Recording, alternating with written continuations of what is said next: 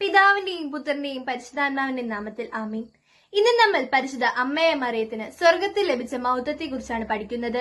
വെളിപാട് പുസ്തകം പറയുന്നത്, സൂര്യനെ അണിഞ്ഞൊരു സ്ത്രീ, അവളുടെ തലയിൽ 12 നക്ഷത്രം കൊണ്ടുള്ള ഒരു കിരീടമുണ്ടായിരുന്നു. വെളിപാട് പുസ്തകം 12-ാം അധ്യായം 1-ാം വാക്യം. നമ്മുടെ സഭ പഠിപ്പിക്കുന്നത് ഇത് പരിശുദ്ധ അമ്മ മറിയം സ്വർഗരാജ്ഞിയായി കിരീടധാരണം ചെയ്തതിനെയാണ്. പരിശുദ്ധ അമ്മയുടെ ജീവിതം ദൈവത്തോടുള്ള പൂർണ്ണമായ അനുസരണത്തിന്റെയും സ്നേഹത്തിന്റെയും ജീവിതമായിരുന്നു.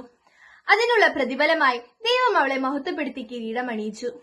അവളുടെ കിരീടധാരണം നമുക്കെല്ലാവർക്കും ഒരു വാഗ്ദാനമാണ്. നമ്മൾ ദൈവത്തോട് വിശുദ്ധരായി ജീവിച്ചാൽ നമുക്കും ജീവകിരീടം ലഭിക്കും. വിശുദ്ധിക്ക് വലിയ പ്രാധാന്യമുണ്ട്. പരിശുദ്ധ അമ്മ നമ്മളെ ഓർമ്മിപ്പിക്കുന്നു. പരിശുദ്ധ അമ്മയെ പോലെ നമുക്കും യേശുവിനോട് ചേർന്ന് നിൽക്കാം. പരിശുദ്ധ രാജ്ഞിയും അമ്മയുമായ മാതാവേ, എല്ലാ ദിവസവും വിശുദ്ധരായിരിക്കുവാൻ ഞങ്ങളെ സഹായിക്കണമേ. അങ്ങനെ ഞങ്ങൾ നിന്നോടൊപ്പം ജീവകിരീടം പ്രാപിക്കട്ടെ. ആമീൻ.